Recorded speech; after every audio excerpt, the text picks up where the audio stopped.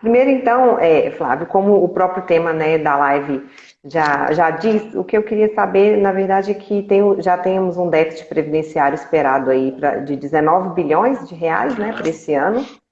E aí a reforma da Previdência, nesse sentido, ela é considerada essencial para o equilíbrio das contas públicas aqui em Minas.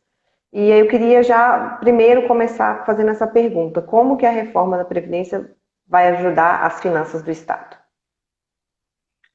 Olha, é muito simples, Ana. Infelizmente, no passado, a Previdência não criou um fundo que pudesse arcar com os benefícios, né?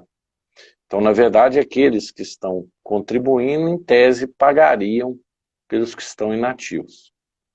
O que ocorre é que os servidores, de maneira geral, aposentam muito novos e que a expectativa de vida aumentou muito. Ou seja, o Estado está tendo que complementar esse recurso de aposentadoria. Porque quando se tinha o regime lá atrás, não se esperava que as pessoas iam viver tantos anos quanto vivem hoje. E elas continuaram aposentando cedo. Hoje, em média, no Estado, se eu não me engano, o último número que eu tive, que se aposenta em média aos 48 anos. Ora, 48 anos hoje é o início de uma vida, início ou meio de uma vida laboral, né? As pessoas têm uma Uhum, duração muito maior. Então houve um descompasso. Então, entre o que se arrecada e o que se paga, nós estamos com um uhum, déficit de 19 bilhões. O que se sim, arrecada é muito pouco. E esse déficit sai da onde? Do cofre público, dos impostos que nós pagamos. uhum, E há 20 anos esse déficit era zero. De repente tem 19 bilhões de conta.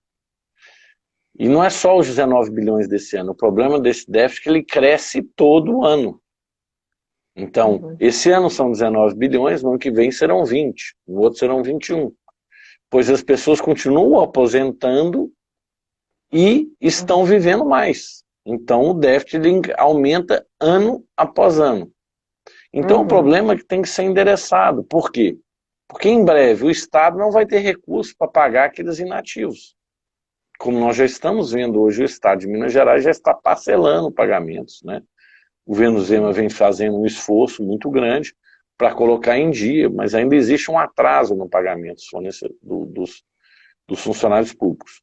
Mas a tendência do déficit é tornar inviável o pagamento dos aposentados. E aí nós teremos o pior quadro para aqueles servidores que contribuíram e aposentaram durante anos aqui no Estado. Qual quadro? O quadro de que eles terão dificuldade de se aposentar. Esse é o pior cenário para todos os mineiros. uhum, Por que terão dificuldade de se aposentar? Porque não irão se receber. E fora que já está sendo onerado o contribuinte mineiro, porque 19 bilhões é muito dinheiro, é um déficit muito grande. Esse dinheiro poderia estar indo para outras aplicações. Mas não vamos discutir isso, vamos discutir que o déficit é crescente, o Estado, num momento futuro, se nada for feito, vai ficar inadimplente. Isso seria uma tragédia para os servidores que já estão aposentados e também para todo o Estado. Então, né, esse uhum, fato tem que ser corrigido. Eu acho que é por isso que está em voga o tema da reforma. E já foi feita a nacional, já foi feita em vários outros estados, eu acho que só restam 4. Minas Gerais é um dos últimos. Então, é momento de nós endereçarmos esse problema e resolvê-lo para que os servidores tenham segurança jurídica do recebimento da sua aposentadoria. uhum. E aí, nesse sentido, como que uma não aprovação da reforma pode impactar a vida do cidadão mineiro e como que esses serviços públicos podem ser afetados? Ora, a não aprovação da reforma vai levar o Estado, em algum momento, à inadimplência.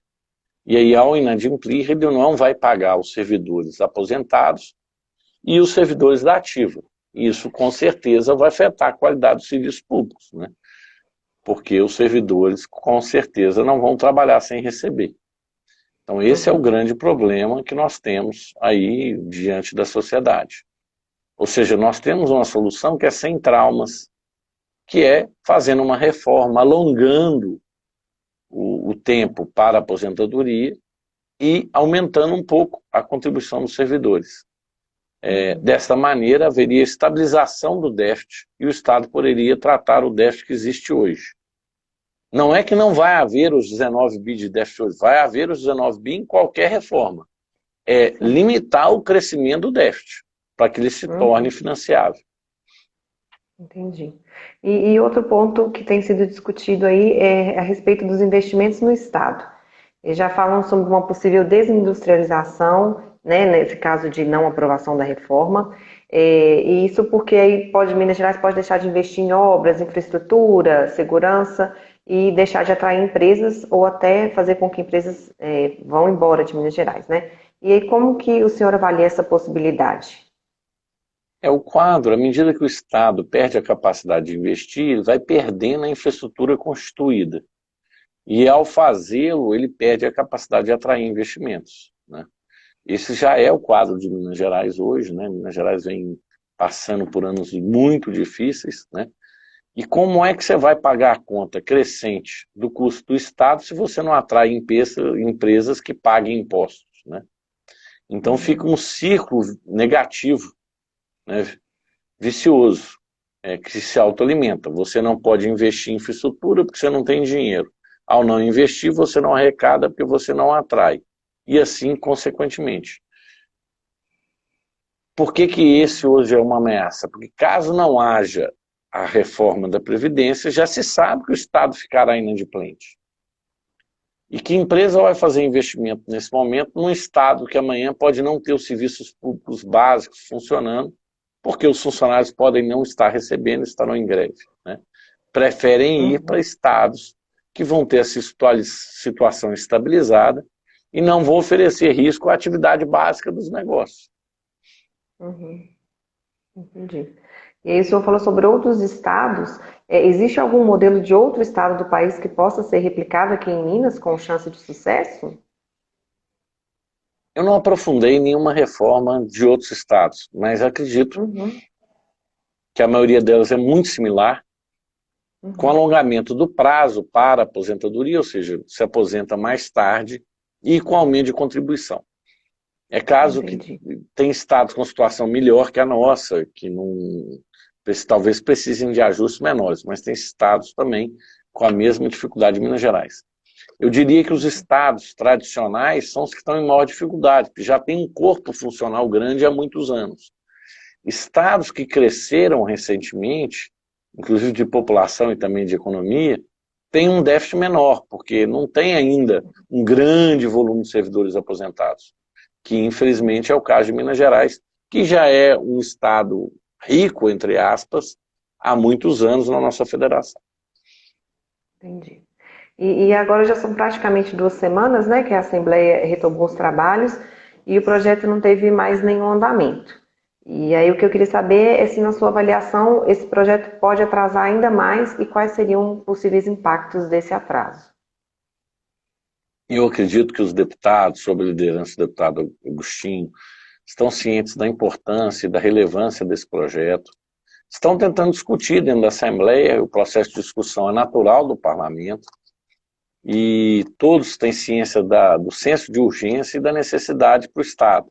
Então tenho muita confiança que a Assembleia vai julgar o mais rápido possível, né, analisar o projeto enviado pelo governo, melhorá-lo, né, e implementá-lo na sociedade. É muito importante porque esse projeto ele é portador de futuro para o Estado de Minas Gerais, né? Essa que é a grande diferença. Ele é portador de futuro para que o Estado possa ser solvente, para que o Estado possa arcar seus compromissos. Isso é bom para o servidor, que quer não somente se aposentar, mas quer receber a aposentadoria. Se aposentar é um detalhe se você não recebe, né? É importante para quem contribui e paga os impostos em Minas Gerais, porque você está ciente que não haverá aumento de impostos para cobrir esse déficit. Porque é muito simples, o Estado, o dinheiro não cai do céu, o Estado retira o dinheiro do cidadão para pagar seus compromissos, né? Se não for coberto esse déficit, ou se não for corrigido parte do déficit, que é crescente, o Estado vai ter que chegar para os cidadãos de Minas Gerais e falar assim, olha, nós precisamos de mais dinheiro através de impostos. Irá cobrar mais impostos da população. Uhum. E eu acho que a população já paga muito imposto, né? Então, estamos numa encruzilhada. E o certo nesse momento é fazer a reforma como vários países do mundo fizeram. Não é uma coisa de Brasil. Vários países do mundo fizeram reforma em suas previdências. Por quê? Porque a expectativa da população aumentou drasticamente nas últimas décadas, né? E isso teve um impacto previdenciário que não era calculado lá atrás. Então esse é o cenário que precisa ser corrigido. E eu acredito que vai haver sensibilidade por parte da Assembleia de fazer o melhor trabalho possível, de maneira mais séria possível, para que as contas do Estado fiquem em ordem o mais rápido possível. Uhum. E nesse processo, de que forma que a FIENG pode ajudar, né, de alguma forma? Existe alguma maneira? A FIENG vem se posicionando, ela se posicionou favorável à reforma da Previdência Federal, que entendia que também era portadora de futuro para o Brasil, vem se Uhum. manifestando favorável para a reforma mineira estadual, né, dos servidores públicos estaduais, e vem discutindo com a sociedade. Essa é a contribuição que a gente tem podido dar nesse processo, né? De mostrar que há uma necessidade dessa reforma para que o Estado possa continuar subsistindo de maneira normal aqui no nosso querido Estado de Minas Gerais. E na sua visão, a reforma ela corrige distorções e ela vai buscar encerrar privilégios históricos de determinados segmentos sociais? Existe esse ponto de vista também? Eu não diria que chega a tanto, né? Corrige algumas distorções, mas ainda vamos ter uma grande disparidade entre algumas categorias de servidores, né? Mas ela começa a endereçar esse ponto, sim. Mas dizer que corrige totalmente, eu acredito que não. Mas é um primeiro passo. Uhum. E a gente já, né, que acompanha as suas entrevistas, o senhor fala muito sobre a reforma do Estado para reduzir o tamanho da coisa pública. E a reforma da presidência pode ser considerada um primeiro passo nesse sentido? Com certeza, porque ela é mais urgente, né? A Previdência é um problema que está aí e que vai se agravar mês após mês, porque as pessoas ficam mais velhas todo mês e, consequentemente, se aposentam a cada dia que passa, né? Então, deixa aumentando exponencialmente. Então, é o primeiro passo, né?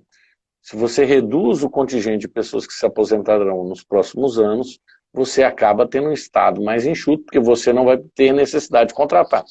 Toda vez que aposenta um funcionário do Estado e que ele é necessário, na hora que ele aposenta, o Estado tem que contratar outro. E o Estado vai pagar ele aposentado e o outro que entrou no lugar dele, passa a pagar por dois, né? Então, o primeiro passo, sim, é esse da reforma da Previdência. E depois chega uma análise mais detalhada da estrutura do Estado. Eu acho que é bastante pertinente. O governo já vem fazendo alguns cortes de custo, mas está cortando aonde? No investimento, que é o único lugar que ele pode cortar sem fazer uma reforma que passe na Assembleia. E o investimento você pode cortar durante um período, mas o Estado não pode ficar sem investir nada, né? Porque ao ficar sem investir nada, ele depaupera a infraestrutura do nosso Estado e também há investimentos também em políticas sociais, que são relevantes e que a população demanda. Entendi. E sobre as outras reformas, né, que a gente já vê em âmbito nacional, reforma tributária, o que a gente pode comentar sobre isso também nesse mesmo sentido? Olha, a reforma tributária está caminhando, né, no Congresso, tem duas PECs e agora o próprio projeto de lei enviado pelo governo. A FIENG era favorável de que fosse discutido também a reforma administrativa antes da tributária, porque no momento que você discute a reforma tributária primeiro, a tendência de todos envolvidos no processo é aumentar mais imposto para pagar esse Estado enorme que está aí, né? Uhum. Por isso a gente defende a reforma administrativa antes. Diminui o tamanho do Estado para não precisar de uma arrecadação maior para bancar esse Estado. Esse é o princípio. Então continuamos nessa toada, mas estamos discutindo a reforma tributária. A FIENG tem batido muito na retirada dos encargos sobre a folha de pagamento, porque eles oneram o emprego, eles oneram o trabalho, tiram competitividade do povo brasileiro. E mudar esse imposto para outra base de faturamento, que seja o imposto sobre transações e movimentações financeiras, ou até mesmo a inclusão no IVA. A nossa opção inicial é sobre o imposto de transações e movimentações financeiras, em substituição ao parte patronal da folha de pagamento. Não é criar um novo imposto, mas é a substituição de um já existente por outro, que a gente entende que o imposto sobre o trabalho é um imposto mais perverso, e você retira a oportunidade das pessoas transformarem as suas vidas e se inserirem na economia. Porque o custo de se empregar no Brasil é muito caro. Ou seja, o custo do trabalhador é caro. Com isso se paga menos, gera menos renda e se torna o emprego algo mais escasso do que deveria ser. Então, desonerar o trabalho é fundamental para que as pessoas possam se inserir no mercado de trabalho com maior facilidade e também ter melhores rendimentos que tem hoje. Ótimo. Flávio, eu vou abrir para perguntas agora, para quem tiver alguma dúvida, alguma pergunta, e já vou te repassar a primeira aqui, que é do William. Ele falou assim, perguntou, na verdade é sobre participação popular, né? Ele está perguntando se a pandemia atrapalha a audição dos servidores e dos sindicatos sobre a reforma. Se essa questão toda do distanciamento, da pandemia, pode atrapalhar o andamento mais rápido da reforma da Previdência. Esse tema da reforma, é claro que eu acho que atrapalha todo o processo de participação em vários cenários. Mas esse tema da reforma previdenciária, ele já é um tema muito explorado no Brasil, né? Infelizmente é um quadro que eu acho que parte das lideranças tem uma percepção equivocada. Eu entendo que a reforma da Previdência ela é muito boa para os servidores, porque ela vai garantir os servidores receber a aposentadoria, né? E o quadro que a gente caminha é um quadro de insolvência. E eu não estou falando isso porque eu acho isso, eu estou falando isso porque você faz a análise da curva dos números. Não tem muito tempo, os servidores já não estavam recebendo em dia, né? E o quadro só vai piorar à medida que o tempo passa. Então a reforma é importante e fundamental, principalmente para aqueles que pretendem se aposentar e receber do Estado. Então acho que às vezes há uma percepção inadequada desse processo, né? Você é levado muito pelo calor da emoção, mas a realidade, na minha percepção, é que é algo extremamente benéfico para o servidor público, porque vai dar a ele a segurança, ó, me aposento e recebo. E isso é uma garantia que muitos brasileiros não têm, né? Muitos brasileiros estão empregados hoje e não sabem se vão estar empregados amanhã, né? O servidor público tem a garantia da estabilidade no emprego e também tem a garantia da aposentadoria integral. Ou seja, são dois benefícios, eu acho, muito relevantes.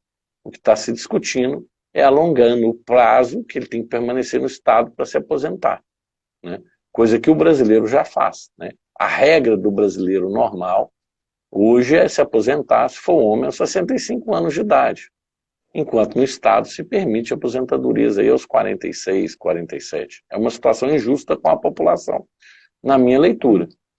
E o que eu digo é esse tema reforma previdenciária já foi muito discutido. E, infelizmente, eu acho que a percepção de alguns servidores ou de algumas lideranças é uma percepção equivocada, que a reforma é maléfica para o servidor. O que eu acho que é maléfico é não receber.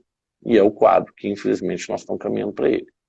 E eu acho que é maléfico para a sociedade você ter dois tipos de trabalhador. O trabalhador da iniciativa privada, que esse só irá poder se aposentar aos 65 anos, e o trabalhador do serviço público, que hoje se aposenta muito jovem e que, em alguns casos, estão criando dificuldade para se aposentar um pouco mais velho do que 47, 48 anos. Lembrando que a mudança não é tão drástica assim, né?